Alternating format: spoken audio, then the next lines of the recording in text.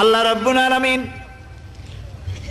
কোরআনে কারীমের ভিতরে নবীজির নাম একটি বারের জন্য নাম ধরে তাকে ডাকেন নাই, বরং তিনি বলেছেন তোমরা পরস্পর পরস্পরকে যেভাবে নাম ধরে ডাকাডাকি করো আমার নবীকে সেভাবে নাম ধরে ডাকবে না। আল্লাহ নিষেধ করেছেন আমার নবীর নাম ধরে ডাকবে না। সুবহানাল্লাহি ওয়া বিহামদিহি। এই পৃথিবীতে যত নবী আসছেন সমস্ত নবীরা হলেন এলাকা ভিত্তিক নবী, অঞ্চল ভিত্তিক নবী।